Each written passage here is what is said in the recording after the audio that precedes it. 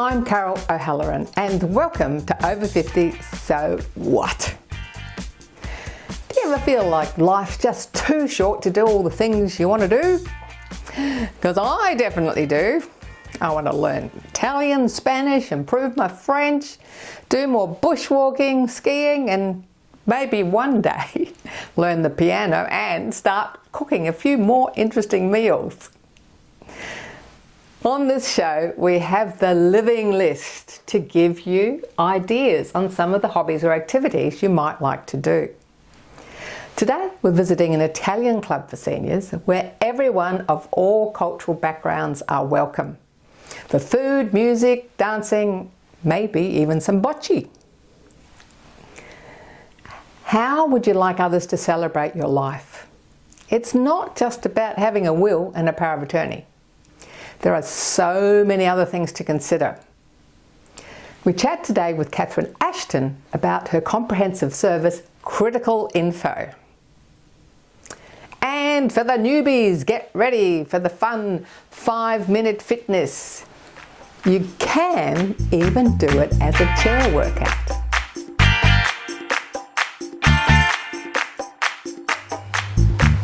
Don't Be Caught Dead is the name of a podcast by Catherine Ashton. And it's very true, don't be caught dead. A lot of us think, oh, I won't worry about my end-of-life planning, my end-of-life wishes till I'm in my 80s or 90s because I'm going to live to at least 90. But it can happen unexpectedly at any age. And then your family's running around not knowing how to honour your wishes, what to do, where to go. And I've been in that situation and I know how stressful it is. Well, help is at hand with Catherine Ashton from Critical Info. Welcome back to Over 50 So What? Thanks for having me back, Carol. Your website's twofold. You've got, preparing yourself so that your family knows what happens when you pass, but you've also got what do you do if your loved one suddenly passes and you don't know what to do? So you've got some guidance there. Can you tell us about that? The website has the 200 organisations that are around Australia that specialise either in end-of-life planning, death care or bereavement. So a girlfriend of mine said to me, well, that's great. You've given me something where I can learn about my end-of-life choices and I can hear stories, but I really don't know what to do if someone was to die tomorrow. I want to make clear is that I'm not the expert. What my role is to connect people when they're feeling vulnerable to the information that's already out there. And so part of that process was developing something, and it was the guide that I've developed. My loved ones died, what do I do now? And what I found when Roland died was we didn't know what to do sort of like in the first 24 hours, the next couple of days, like what was the priorities of what we had to kind of focus on. So what I did is I spoke to the Society of Trusts and Estate Planners. They referred me to a lawyer who specialises in wills and estates, and in consultation with him we developed this guide so people know what they have to do in the first 24 hours, the first days, weeks and months after someone dies. Yes, like you said, you're so busy grieving, let alone handle all the administration. So if you've actually got a guide that takes you step by step, it does take a lot of pressure off you. It does, and it's also good for people who, like when you're anxious and when you're feeling vulnerable, and you're in shock. There's no way you're thinking clearly. So something that actually is really step by step is what you require, and that's why as part of that guide we've also developed a checklist. So it makes it very easy for you to just go, yep, I've done this, I've done that. I've had feedback that it's very good for people who are neurodiverse because they really need that structure and it keeps them focused and on task. So, there's all sorts of other things like supporting children and grandchildren who've just lost someone. Yeah. Especially leave is unexpected, helping them with the grieving process, and you've got resources to help with that too. On the podcast, I've been fortunate enough to have two guests who are really instrumental in that space. So one is Lionheart Camp for Kids. They are in Western Australia and they have done some research. It's about what kids think about death, and that's very insightful. You'd be surprised if you think children don't know much about death. They see and hear everything. And the other guest that we've had on is Feel the Magic, and they have great resources in relation to family and children and how to talk about death with kids as well. Oh, there'll be a lot of viewers today, with children or grandchildren. They'll be thinking, how can I help them get through this? Because it's not something that you're trained to do at school yourself, or you never get any training in life how to talk about death and how to help people with grieving. So it's fantastic they can jump on and get that resource from you.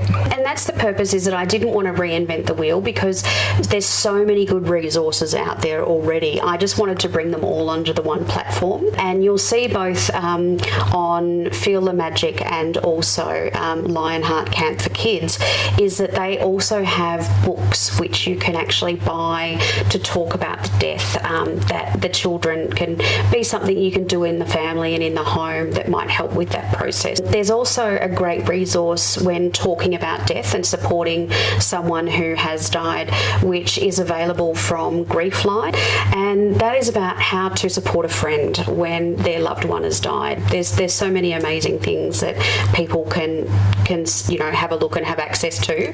Just jump onto the Critical Info website and have a look under support.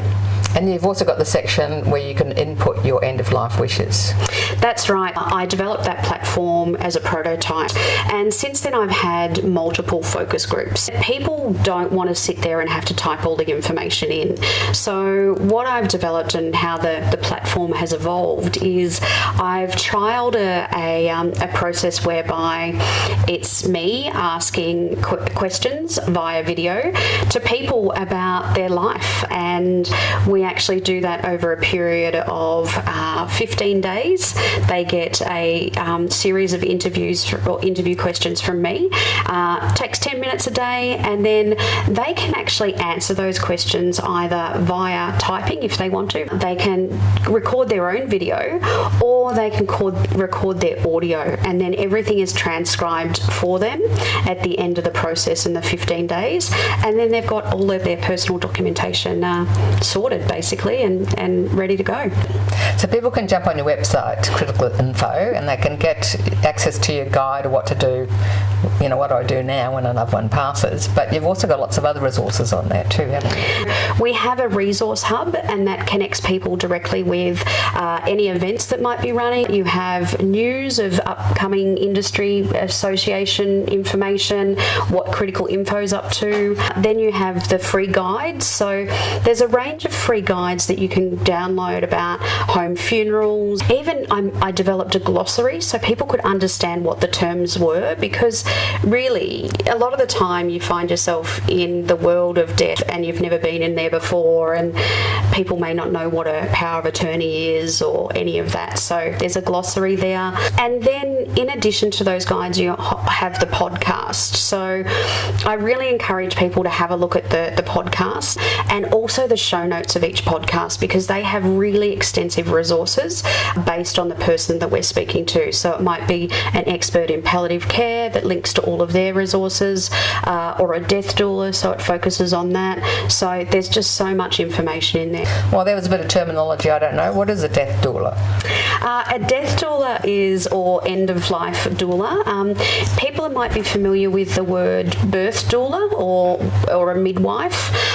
So a end-of-life doula is someone, or death doula, is someone who is a non-medical assistant that takes you through and sort of holds your hand through the process of sort of that end-of-life period. That may be someone that supports the person who has the life-limiting illness, or it may actually actually be engaged by the family to help the family members with that process? Well, I was rapt jumping on your website. I think it inspired me to get onto it and do it because, I mean, nobody really knows what I want when I go. So thank you for all your efforts in putting together such an amazing website. Thank you, Carol.